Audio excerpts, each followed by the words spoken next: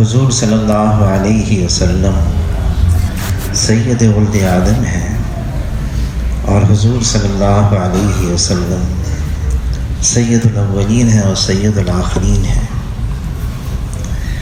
حضور صلی اللہ علیہ وسلم کا رتبہ اللہ نے بہت اونچا بنایا۔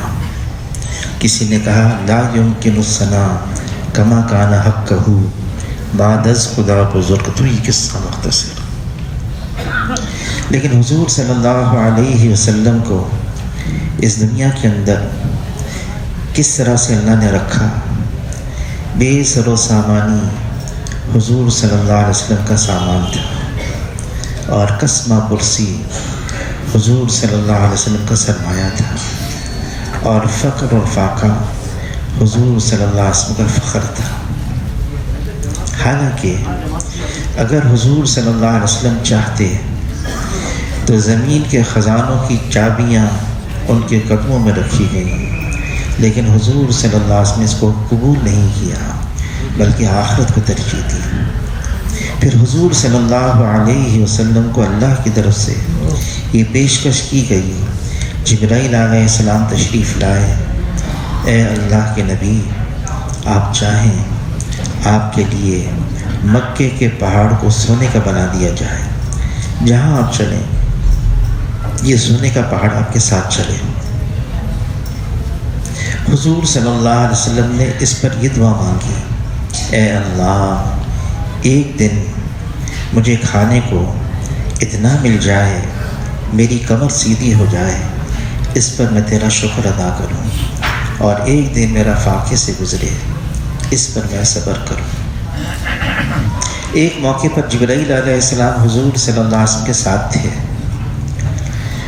تو اللہ تعالیٰ نے ایک اور فرشتہ بھیجا، پیغام دے کر بھیجا کہ اے اللہ کے نبی، اللہ کی طرف سے یہ پیغام ہے، اگر آپ چاہیں آپ کو ملک النبیہ بنا دیا جائے، نبوت کے ساتھ بادشاہت دی جائے، یا آپ چاہیں آپ کو عبد النبیہ بنا دیا جائے، نبوت کے ساتھ بندگی دی جائے۔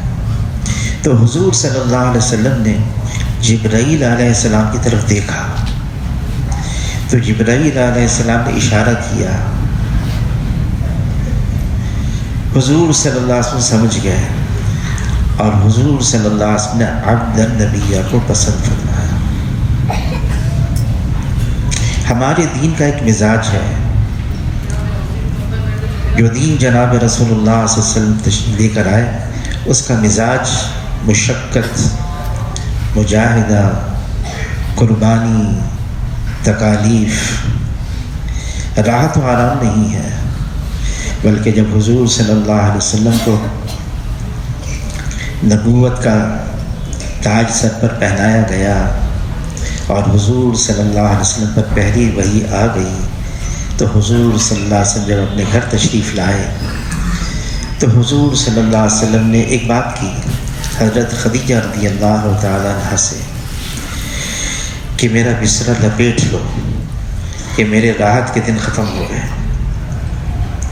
پھر حضور صلی اللہ علیہ وسلم نے جو زندگی گزاری ہے، مشقت، مشکلات، فرمایا جتنا مجھے ڈرایا گیا کسی کو اتنا نہیں ڈرایا گیا، جتنا مجھے ستایا گیا کسی کو اتنا نہیں ستایا گیا۔ پھر ایک موقع پر عائشہ رضی اللہ تعالیٰ نے عرض کیا، اے اللہ کے رسول، آپ پر اتنی مشقتیں آئیں، اتنی تکالیف آئیں، میں یہ سمجھتی ہوں آپ کی زندگی کا سب سے مشکل دن وہ احد کا دن تھا کہ آپ کے صحابہ 70 صحابہ شہید ہوئے تھے، اور آپ خود زخمی ہو گئے تھے، اور آپ کے بہت ہی چہیتے، بہت ہی پسندیدہ لاڈلے چچا حمزہ رضی اللہ تعالیٰ بھی شہید ہو گئے تھے، اور مدینہ منورہ کا ہر گھر متاثر ہو گیا تھا، ہر گھر سے رونے کی آواز آ رہی تھی۔ تو میں یہ سمجھتی ہوں آپ کی زندگی کا یہ سب سے مشکل ترین دن تھا۔ تو اس پر حضور صلی اللہ علیہ وسلم نے فرمایا، جس کا مفہوم ہے اے عائشہ، نہیں اس سے بھی مشکل وقت گزرا ہے، تو عائشہ رضی اللہ تعالیٰ عنہ حیران ہو گئی، اے اللہ کے رسول، اس سے اور زیادہ مشکل وقت کون سا گزرا آپ کا؟ تو فرمایا کہ عائشہ، جب میں طائف گیا تھا اور اس طائف کے بازار کے اندر وہ بچے میرے پیچھے لگ گئے، مجھ کو پتھر مارنے لگے اور میرے پاؤں زخمی ہو گئے اور بڑی مشکل سے بھاگ بھاگ کر ان سے بچاؤ کی صورت ہوئی، وہ میری زندگی کا سب سے مشکل وقت تھا۔ پھر حضور صلی اللہ علیہ وسلم کے پاس ایک صحابی آئے اور شام کا وقت تھا، ایک مٹھی بھر کھجوریں لے کر آ گئے۔ کیا ہے یہ؟ اے اللہ کے رسول، میں نے جب فجر کی نماز یہاں پڑھی تو میں نے آپ کے چہرے انور پر دیکھا کہ آپ پر بہت ہی مشقت کے آثار ہیں، میں سمجھ گیا آپ کے کئی دنوں کا آپ پر فاقہ ہے، تو میں دن بھر گیا، میں نے مزدوری کی، بڑی محنت کی، اور میں نے مزدوری میں یہ مٹھی بھر کھجوریں لی ہیں اور میں آپ کے لیے لے کر آیا ہوں۔ تو حضور صلی اللہ علیہ وسلم نے فرمایا، جس کا مفہوم ہے تم کو مجھ سے بڑی محبت ہے، بہت محبت ہے۔ تو عرض کہ اللہ کے رسول، جی ہاں، مجھے آپ سے بہت محبت ہے۔ تو حضور صلی اللہ علیہ وسلم نے فرمایا، جس کا مفہوم ہے تو پھر مشقت کے لیے، تکالیف کے لیے، فقر اور فاقے کے لیے تیار ہو جاؤ۔ حضور صلی اللہ علیہ وسلم اپنی امت کو ترغیب دے رہے ہیں۔ کیا ترغیب دے رہے ہیں؟ کن فی الدنیا کأنک غریب وعابر سبیل، دنیا میں ایسے رہو جیسے مسافر، بلکہ راہ چلتا ہوا مسافر۔ ایک مسافر کے پاس کیا ہوتا ہے؟ کتنا سامان ہوتا ہے؟ ہمارے دین کا مزاج راحت طلبی نہیں ہے، آرام طلبی نہیں ہے، ہمارے دین کا مزاج عیش و عشرت نہیں ہے، بلکہ ہمارے دین کا مزاج مشقت ہے، مجاہدہ ہے، تکلیفیں برداشت کرنا ہے۔ یہ عجیب اللہ نے بنایا دین کا مزاج۔ ایک دفعہ آسٹریلیا میں میلبرن شہر دسترخوان پہ بیٹھے ہوئے تھے، تو دسترخوان پہ حافظ عبدالرشید صوفی صاحب مرحوم، حاجی عبدالوہاب صاحب مرحوم، ناشتے پر میں بھی ساتھ تھا، تو بات چل پڑی۔ تو حاجی صاحب فرما رہے تھے کہ بھئی ہمارے دین کا مزاج مالدار بندہ نہیں ہے۔ تو اس پر حافظ صوفی صاحب فرمانے لگے کہ دین کے جو اہم ارکان ہیں اس میں ایک زکوٰۃ ہے، ایک حج ہے، یہ تو مالداروں پر ہی فرض ہے، اور زکوٰۃ تو اس پر فرض ہے ایک سال اتنا مال اتنی مقدار رہے پھر اس پر زکوٰۃ ہے۔ پھر حج کے لیے اتنا مال ہو کہ گھر والوں کے بھی پیچھے بھی چھوڑ سکتا ہو، اور وہ سفر کے لیے بھی لے کے جا سکتا ہو اور وہاں ضروریات بھی پوری کر سکتا ہو۔ تو حاجی صاحب فرمانے لگے ٹھیک ہے، لیکن پھر بھی ہماری دین کا مزاج وہ غریبی ہے، فقیری ہے۔ حضور صلی اللہ علیہ وسلم نے اللہ سے دعا مانگی، اللہم احینی مسکینا، اے اللہ مجھے زندہ رکھ تو مسکینوں کے ساتھ، میری موت ہو تو مسکینوں کے ساتھ، اور محشر میں حشر ہو تو مسکینوں کے ساتھ۔ حضور صلی اللہ علیہ وسلم کو انصار مدینہ سے بڑی محبت، بہت لگاؤ۔ جب حنین کے اندر بہت سارا مال آ گیا، بہت آیا، اس سے کبھی اتنا نہیں آیا تھا، تقسیم ہونے لگا۔ تو جو فتح مکہ کے موقع پر نئے نئے مسلمان ہوئے تھے، ان کی تالیف قلب کے لیے، ان کا دل بڑھانے کے لیے سب سے زیادہ حصہ ان کا آیا، پھر قریش والوں کا، پھر حضور سے جو اقرب تھے ان کا جو انصار تھے ان کا سب سے آخر میں حصہ آیا، سب سے کم۔ تو کچھ نوجوان تھے انصار میں سے، انہوں نے کہا یہ عجیب بات ہے، جان دینے کا جب ان کا اس کا نمبر آتا ہے، باری آتی جان دینے کی، تو ہم آگے آگے، اور جب مال تقسیم کرنے کا وقت آتا ہے تب پیچھے پیچھے۔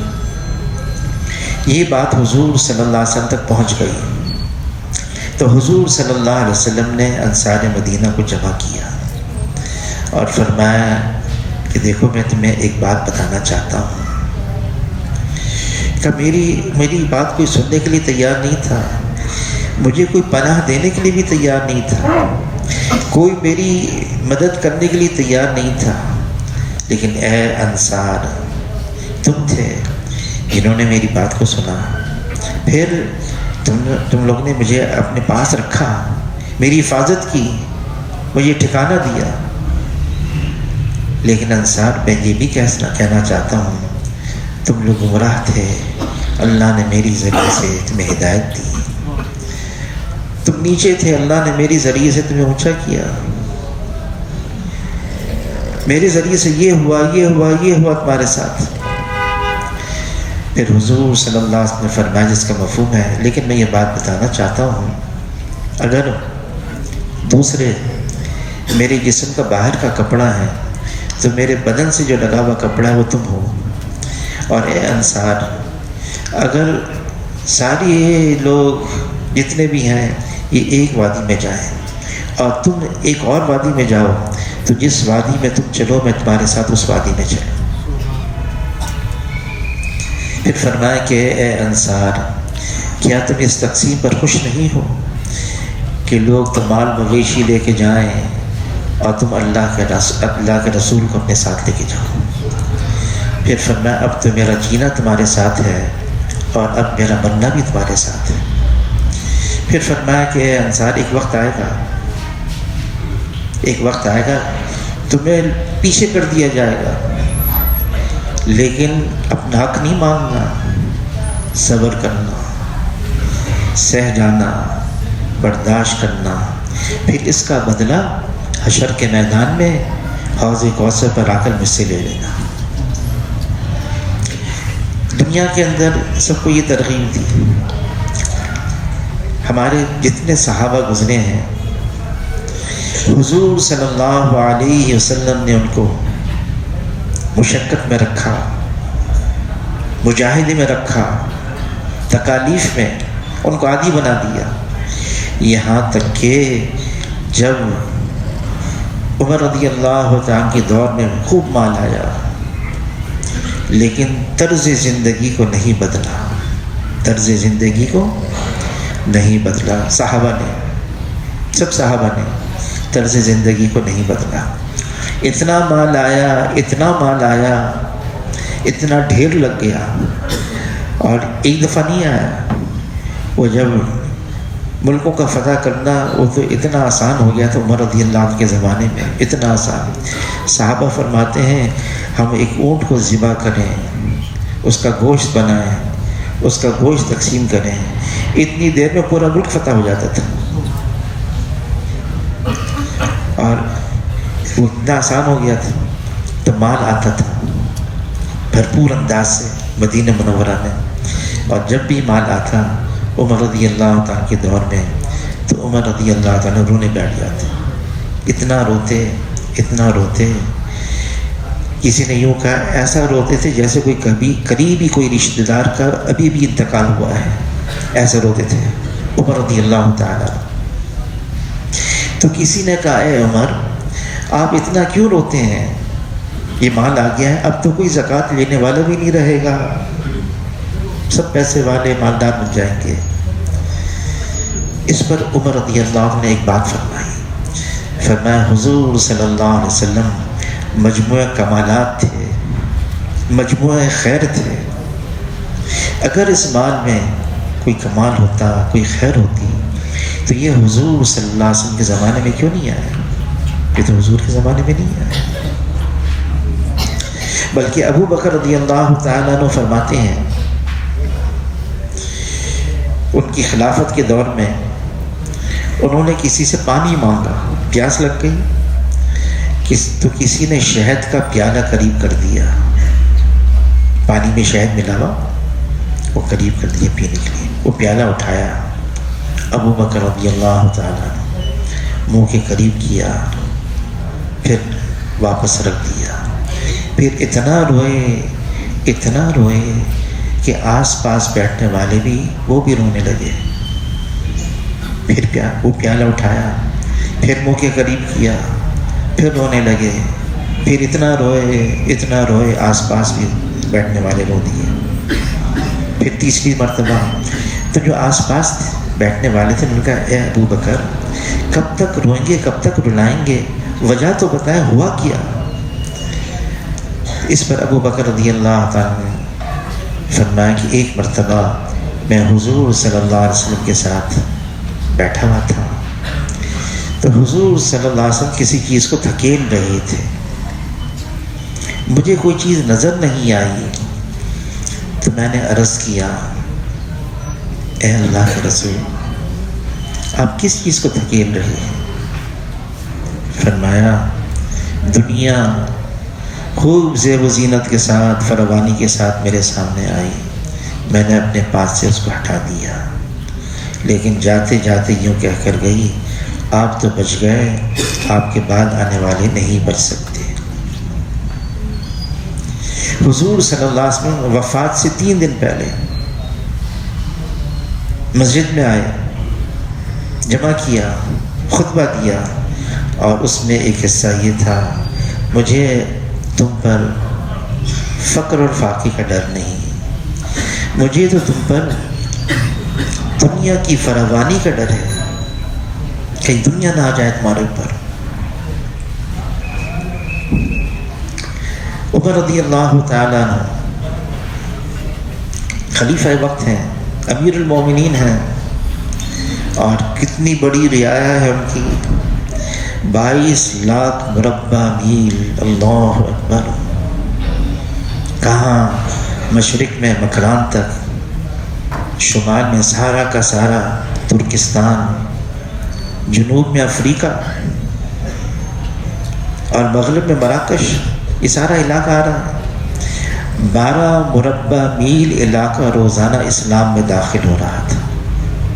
مورخین کہتے ہیں یہ رفتار اگر رہتی 50 سال تک، زمین پر صرف اسلام ہوتا، کوئی اور مذہب نہیں ہوتا۔ اب عمر رضی اللہ تعالیٰ کو پیغام دیا کہ بیت المقدس جو قابض ہیں نصارہ، وہ یوں کہتے ہیں اگر تمہارے مسلمانوں کا سربراہ یہاں آ جائے، مسلمانوں کا امیر یہاں آ جائے، ہم صرف اس کو دیکھ لیں، ہم لڑائی نہیں لڑیں گے، بغیر لڑائی لڑے ہم خالی کر دیں گے، صرف ہمارے پاس آ جائے۔ تو عمر رضی اللہ تعالیٰ عنہ نے قبول کر لیا اور ایک غلام لیا، ایک اونٹ لیا، غلام سے طے کیا باری باری ہم اس سواری پر سوار ہوں گے، کئی ہفتے ہیں وہاں پہنچ جائیں گے ملک شام میں۔ اگر چاہتے عمر رضی اللہ تعالیٰ جہاں ایک اونٹ لیا ہے 2 لے لیتے۔ یہ امت کو پیغام دے رہے ہیں، آنے والی امت کو، دیکھو اس دین کا مزاج مشقت ہے، مجاہدہ ہے، تکالیف ہے، یہ دین کا ایک حصہ ہے۔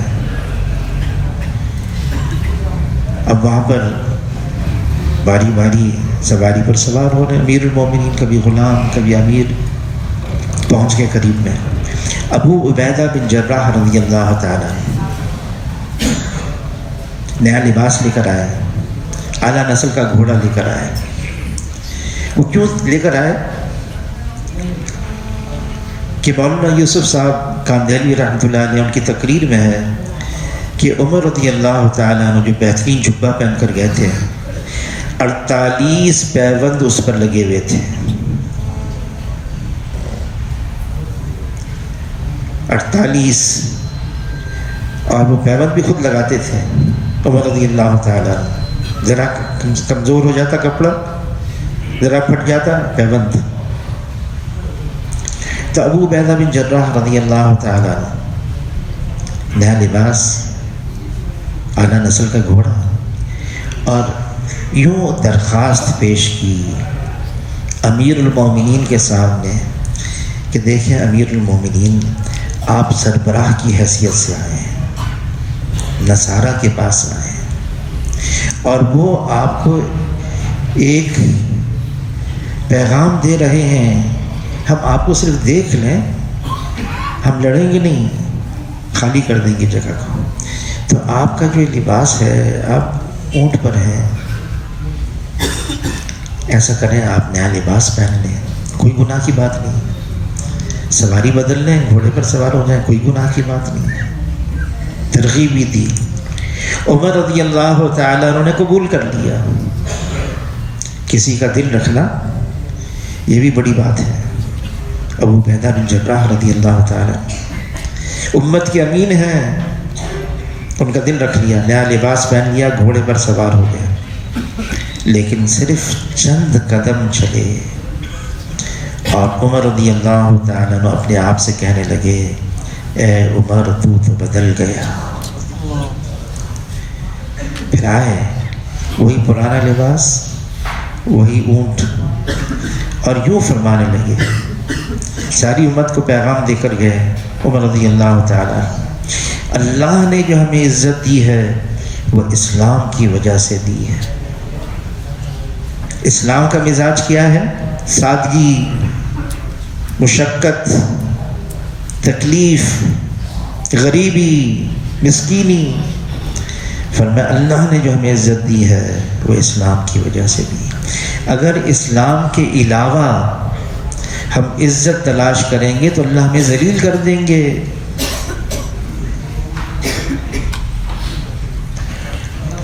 اور ابو عبیدہ بن جراح رضی اللہ عنہ سے فرمایا، تم جاؤ، ہم پیچھے آ رہے ہیں، تم چلو۔ ایک رات پہلے بارش ہو گئی تھی، کیچڑ ہو گیا تھا، اور باری بن گئی عمر رضی اللہ عنہ کی پیدل چلنے کی، اور باری ہو گئی غلام کی سواری پر سوار ہونے کی۔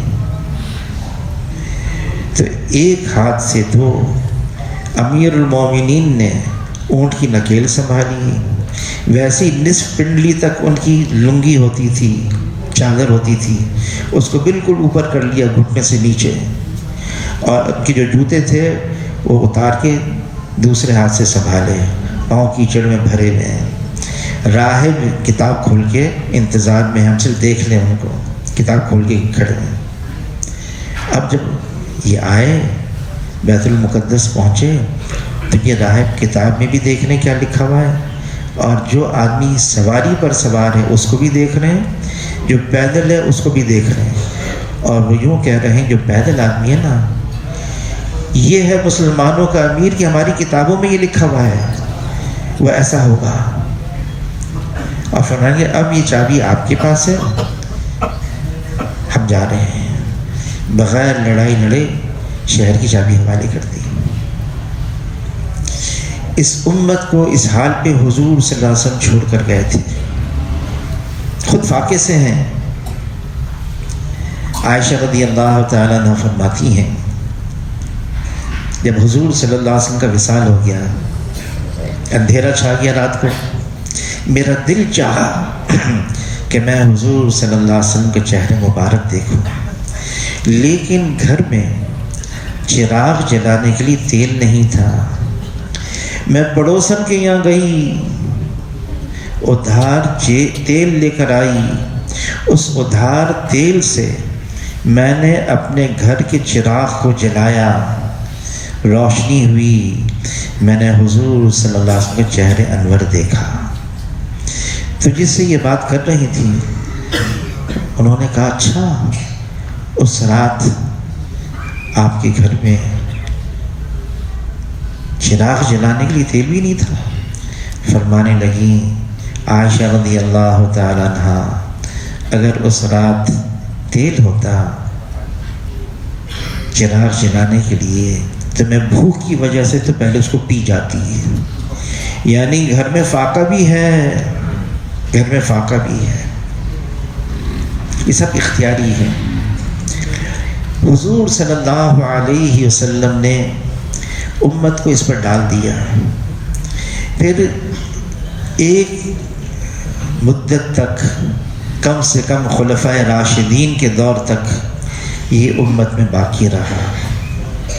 سلمان فارسی رضی اللہ تعالیٰ عنہ مدائن کا گورنر بنا دیا گیا ان کو۔ جب گورنر بنے تو سلمان فارسی رضی اللہ تعالیٰ عنہ نے کوئی گھر نہیں لیا وہاں پر مدائن میں، بلکہ ایک درخت تھا اس کے نیچے بیٹھتے تھے، وہیں فیصلہ کرتے تھے، وہیں رہتے تھے، وہیں سوتے تھے درخت کے نیچے۔ تو کسی نے کہا کہ گورنر صاحب آپ اتنی مشقت اٹھاتے ہیں، آپ کے لیے ایک ہم گھر بنا دیتے ہیں۔ کہا کیا؟ آج میں اس گھر میں رہوں، کل اس کا حساب دوں؟ کرنی نہیں، ہم اتنا بنائیں گے آپ کے لیے کہ ایک ہاتھ یوں کریں تو ایک دیوار کو، ایک ہاتھ یوں کریں تو ایک دیوار کو، پاؤں پھیلائیں تو ایک دیوار کو، سر دوسری دیوار کو، کھڑے ہو جائیں تو چھت سر کو لگ جائے گی، اتنا مختصر ہوگا۔ تو سلمان فارسی رضی اللہ تعالیٰ نے کہا اور کیا فائدہ ہوگا اس میں؟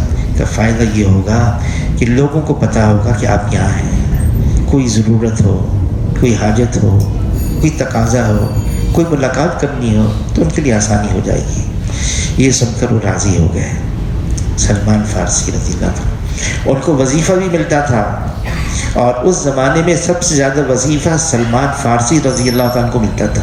کیوں ملتا تھا سلمان فارسی رضی اللہ تعالیٰ عنہ کو؟ کہ ایک دفعہ یہ بحث ہو گئی مہاجرین میں اور انصار میں، صحابہ میں، کہ سلمان فارسی رضی اللہ تعالیٰ عنہ یہ مہاجرین میں سے ہیں یا انصار میں سے ہیں؟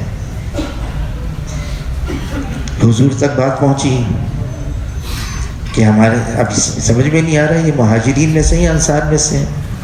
مہاجرین کہتے نہیں ہمارے میں سے ہیں، انصار کہتے نہیں ہمارے میں سے ہیں۔ اس پر حضور صلی اللہ علیہ وسلم نے فیصلہ فرمایا نہ مہاجرین میں سے ہیں نہ انصار میں سے، یہ اہل بیت میں سے ہیں۔ تو سب سے زیادہ وظیفہ ان کو ملتا تھا سلمان فارسی، لیکن اس میں سے ایک پیسہ بھی اپنی ذات پر نہیں، سب صدقہ کرتے تھے، سب صدقہ۔ تو گزر اوقات کیا تھا کہ سلمان فارسی رضی اللہ عنہ جب گورنر بنے تو بوریاں بنتے تھے، بوریاں، اور یہ ان کا کام تھا، اور بوریاں پھر بیچتے، پھر جتنا ملتا اس پر اس کا 1/3 صدقہ، 1/3 اپنی ضروریات کے لیے، اور 1/3 پھر بوریاں خرید بننے کے لیے سامان لیتے تھے۔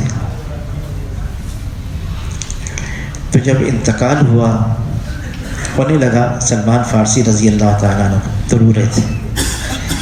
کہا کیوں رو رہے ہیں آپ؟ کہا اس لیے کہ میں حضور صلی اللہ علیہ وسلم کو کیا منہ دکھاؤں گا، کیا وجہ ہوئی؟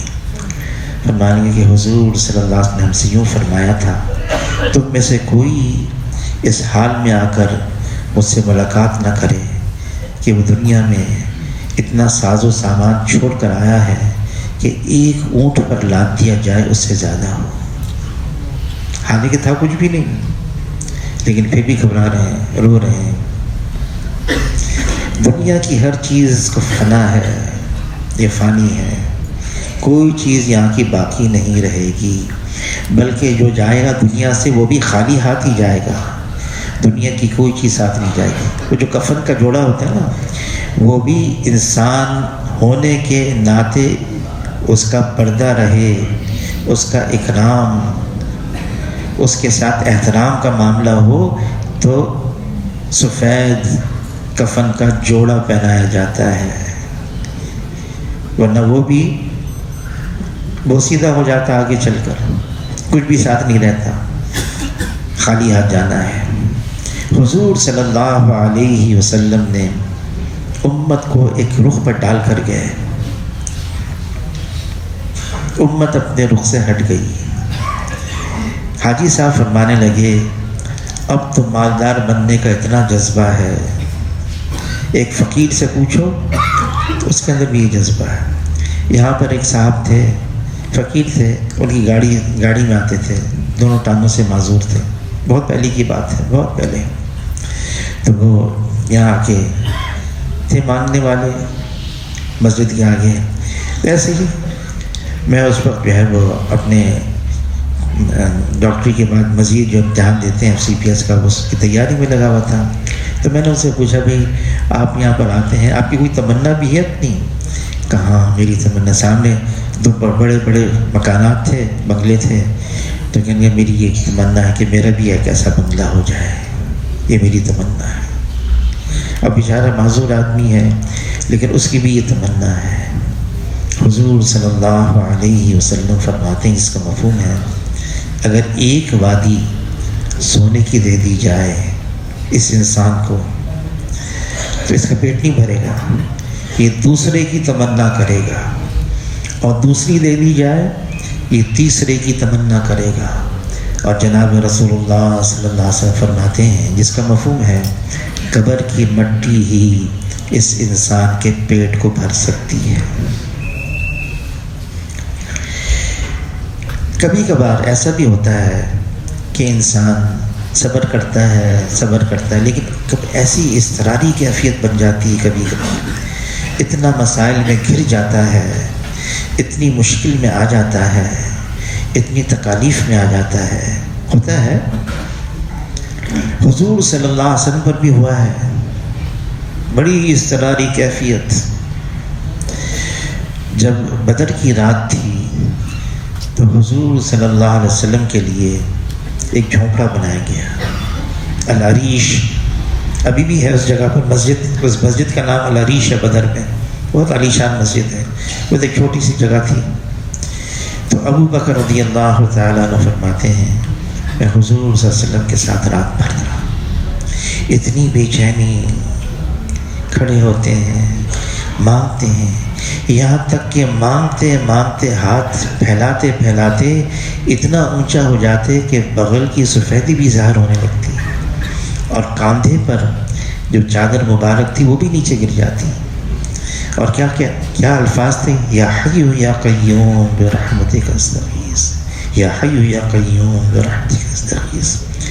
اور علی رضی اللہ تعالیٰ عنہ فرماتے ہیں کہ میں آیا جھانکنے کے لیے، چھوٹی عمر تھی، میں اس عریش میں جھانکنے کے لیے حضور صلی اللہ علیہ وسلم کیا کر رہے ہیں، تو حضور سجدے میں تھے، اور حضور کی زبان مبارک پر یہ آواز آ رہی تھی ان کی زبان سے، یا حی یا قیوم، یا حی یا قیوم۔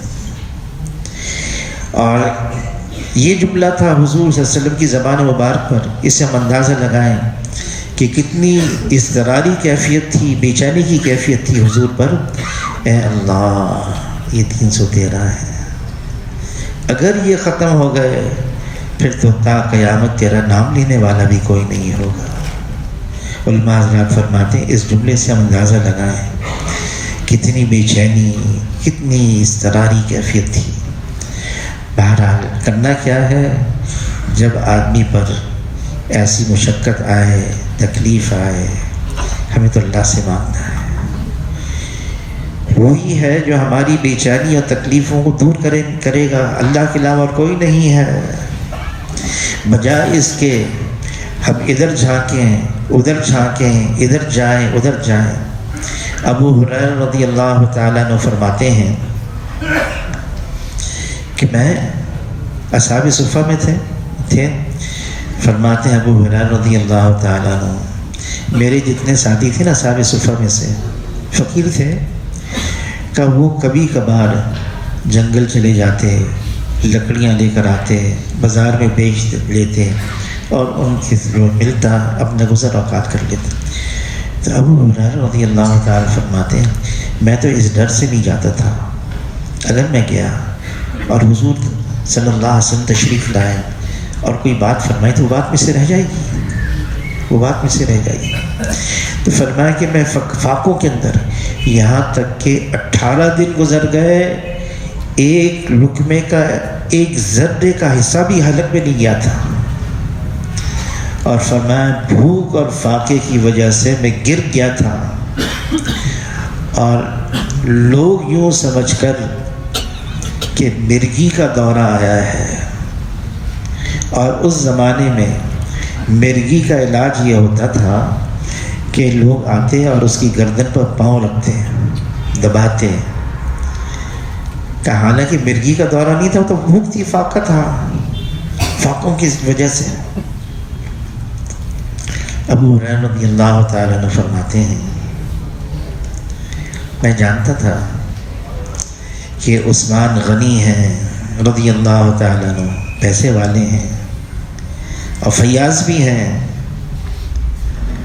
پیسے بھی تقسیم کرنے والے ہیں، میں ایک دفعہ بھی ان کے دروازے پر نہیں گیا۔ پھر ابو ہریرہ رضی اللہ تعالیٰ عنہ فرماتے میں جانتا تھا کہ عبدالرحمن بن عوف رضی اللہ تعالیٰ مالدار ہیں، سخی ہیں، ایسی سخاوت کرتے ہیں، پورا ان کا قافلہ آتا ہے مال کا اور پورے مدینے میں تقسیم کر دیتے ہیں۔ میں جانتا تھا، لیکن میں ایک دفعہ بھی ان کے پاس نہیں گیا۔ لیکن فرماتے ہیں ایک دفعہ بھوک نے اتنا ستایا مجھے، تو حضور صلی اللہ علیہ وسلم کا ایک راستہ تھا مسجد کے اندر، میں جانتا تھا حضور یہاں سے ضرور گزرتے ہیں، تو میں نے وہ حضور صلی اللہ علیہ وسلم کا راستہ اختیار کر لیا۔ میں وہاں بیٹھ گیا کہ حضور وہاں سے گزریں گے اور ان کی فراست، نبی ہیں، اللہ کے رسول ہیں، سمجھ جائیں گے، پھر اللہ کی عطا میں سے مجھے بھی کچھ دے دیں گے۔ میں وہاں بیٹھ گیا۔ میں نے دیکھا کہ اس راستے پر سب سے پہلے ابو بکر آئے رضی اللہ تعالیٰ، مجھے دیکھا اور مجھے دیکھ کر مسکرائے، میں بھی ان کو دیکھ کر مسکرایا۔ حضور صلی اللہ علیہ وسلم فرماتے ہیں کسی نیکی کو کم نہ سمجھو، اگر صرف اتنی نیکی ہے کہ مسلمان کو دیکھ کر مسکرا لو، فرمایا یہ بھی اللہ کے یہاں بہت بڑی بات ہے۔ خندہ پیشانی سے کسی سے پیش آ جانا، اس کو مسکرا کے دیکھ لینا۔ تو ابو بکر رضی اللہ تعالیٰ عنہ مسکرائے، میں بھی مسکرایا، پھر ابو بکر آگے چل گئے۔ تھوڑی دیر میں نے دیکھا کہ اس راستے پر عمر رضی اللہ تعالیٰ عنہ آ رہے ہیں، وہ بھی آئے، انہوں نے مجھے دیکھا اور مجھے دیکھ کر مسکرائے اور میں بھی مسکرایا، پھر وہ بھی آگے چل گئی۔ اس کے بعد جناب رسول اللہ صلی اللہ علیہ وسلم تشریف لائے، وہ بھی آ کر مجھے دیکھ کر مسکرائے اور پھر فرمایا آؤ ابو ہریرہ آؤ میرے ساتھ، اور مجھے اپنے گھر کے دروازے پر فرمایا کچھ ہے؟ کہا دودھ کا پیالہ ہے۔ تو حضور صلی اللہ علیہ وسلم ایسے ہو گئے جیسے کام بن گیا، اور میری طرف متوجہ ہو کے فرمانے لگے جاؤ اصحاب صفا کے جتنے ہیں وہ سب کو لے کر آ جاؤ۔ جب مجھ سے یہ کہا میں نے کہا اب تو پھر سب کو لے کر آؤں گا، وہ دودھ کا پیالہ نہ جانے کتنا بڑا ہے، پھر حضور مجھ سے فرمائیں گے سب کو پلاؤ، میں سب کو پلاؤں گا، میرے حصے میں تو کچھ بھی نہیں آئے گا۔ پھر یہ خیال آیا، لیکن حضور نے فرمایا میں سب کو لے کر آ گیا۔ سب کو لے کر آیا، حضور نے دودھ کا پیالہ منگوایا، دودھ کا پیالہ بھی کوئی بڑا نہیں تھا، میرے ہاتھوں میں آ گیا پیالہ دودھ کا۔ فرمایا سب کو پلاؤ، میں نے ایک ایک کو پلایا، اور فرماتے ہیں وہ سب نے پیٹ بھر کر پیا۔ پھر وہ پیالہ میں لے کر آیا تو دیکھا دودھ میں اتنا ہی کا اتنا ہے۔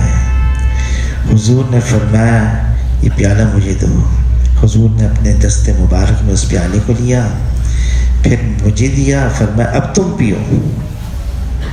پھر پی، میں نے پیا، میں نے واپس کیا۔ حضور نے فرمایا نہیں اور پیو، میں نے اور پیا، پھر واپس کیا۔ حضور نے فرمایا اور پیو، میں نے اور پیا، واپس کیا۔ حضور نے فرمایا اور پیو۔ اے اللہ کے رسول اب تو گنجائش باقی نہیں رہی۔ اس کے بعد حضور صلی اللہ علیہ وسلم سب کا بچاوا خود نوش فرمایا۔ کیا کیا ابو ہریرہ نے؟ حضور صلی اللہ علیہ وسلم کا راستہ اختیار کیا۔ حضور کا راستہ کیا ہے؟ اللہ پر نگاہ جمی رہے، کوئی مشقت آئے، کوئی تکلیف آئے، کوئی ایسا حال آ جائے نگاہ اللہ سے ہٹنے نہ پائے، کسی اور جگہ نہ جائے کہ شاید اس سے ہو جائے گا، شاید اس سے نہیں، اللہ کے علاوہ کوئی ہستی نہیں جو اللہ کے حکم کے بغیر یہاں کچھ کر سکے۔ وہ تو اللہ جس سے محبت فرماتے ہیں نا، بہت پیار ہوتا ہے اللہ کا، جس سے اس کی طرف ناگواری آتی ہے۔ صحابہ کرام فرماتے ہیں ہم نے خیروں کی خیر کو ناگواری میں پایا ہے، خیروں کی خیر کو۔ ہاں اللہ سے ہمیشہ عافیت مانگنی چاہیے، آسانی مانگنی چاہیے، سہولت مانگنی چاہیے، اللہ سے ہمیشہ عافیت۔ لیکن چونکہ راستہ ہی جناب رسول اللہ صلی اللہ علیہ وسلم کا ہے، اس میں تکالیف آئیں گی، مشقتیں آئیں گی، آزمائشیں بھی آئیں گی۔ اللہ تعالیٰ کلام پاک میں فرماتے ہیں ان مع العسر یسرا، ان مع العسر یسرا، ہر تنگی کے بعد آسانی ہے، ہر تنگی کے بعد آسانی ہے۔ اچھے وقت کا انتظار کرنا یہ بہترین عبادتوں میں سے ایک عبادت ہے۔ حاجی صاحب مشورے میں فرمانے لگے دیکھو اس وقت بہت مشقت، بہت تکالیف، انفرادی طور سے بھی اجتماعی طور سے بھی ہم گھرے میں ہیں۔ حاجی صاحب کے الفاظ یہ، ہم گھرے میں ہیں، اندرونی طور سے بیرونی طور سے۔ پھر فرمایا اس وقت ضرورت یہ ہے ہر ایک کو حوصلہ دلایا جائے، ہر ایک کو ہمت دلائی جائے۔ مایوسی، نا امیدی یہ اللہ کو پسند نہیں ہے۔ ایک قوم پر صرف اس لیے اللہ کا عذاب آ گیا وہ اللہ کی رحمت سے مایوس ہو گئے تھے، نا امید ہو گئے تھے۔ رات کا اندھیرا کتنا ہی طویل ہو جائے آخر تو سویرا ہونے والا ہے۔ ہاں اس وقت ظلمت کا ہے بول بالا کہ عنقریب سورج ہے نکلنے والا۔ فرمایا جو رات کا سب سے گہرا ہوتا ہے اندھیرا وہ صبح صادق سے پہلے ہوتا ہے۔ سب سے گہرائی ہوتی ہے نا اندھیرے کی، وہ صبح صادق سے پہلے ہوتی ہے۔ وہ اس بات کی نشانی ہے، وہ اس بات کی علامت ہے کہ عنقریب اب سویرا ہونے والا ہے، عنقریب سورج نکلنے والا ہے۔ تو حضور صلی اللہ علیہ وسلم امید دلاتے تھے۔ خندق کے اندر صحابہ کرام کا عجیب حال ہے، بھوک سے۔ ایک نے دکھایا کہ دیکھو ایک پتھر بندھا ہوا ہے بھوک سے۔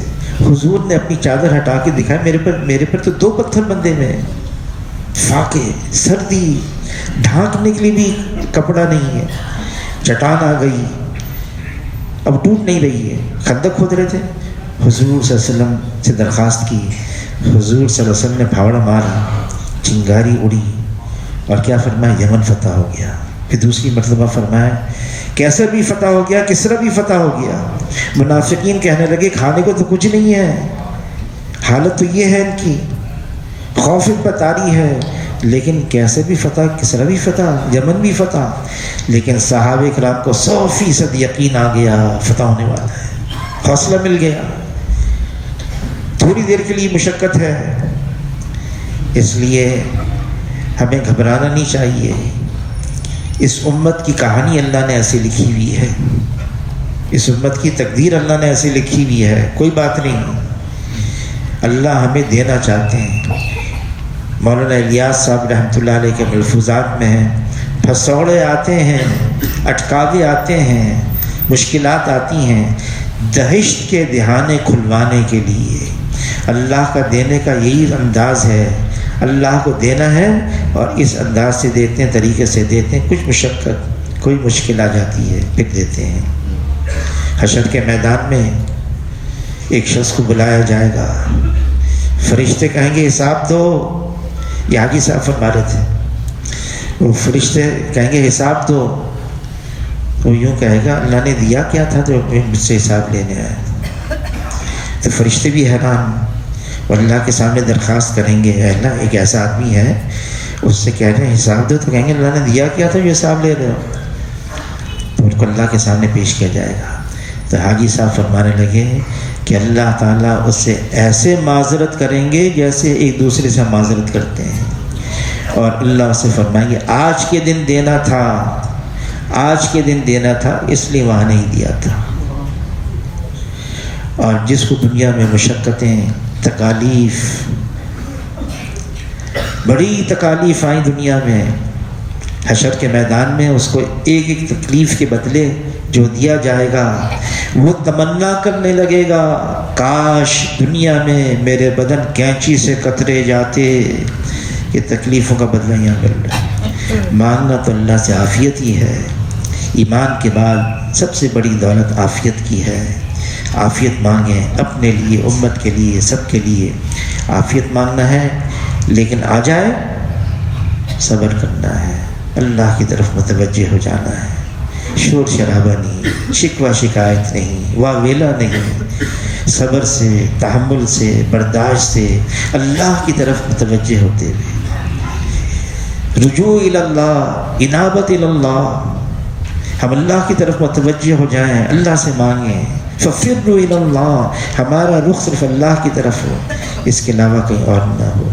اللہ تعالیٰ ہم سب کو قبول فرما لے، توفیق عطا فرمائے، اور اللہ تعالیٰ ہماری دستگیری فرمائے، ہر موڑ پر اللہ ہماری دستگیری فرمائے۔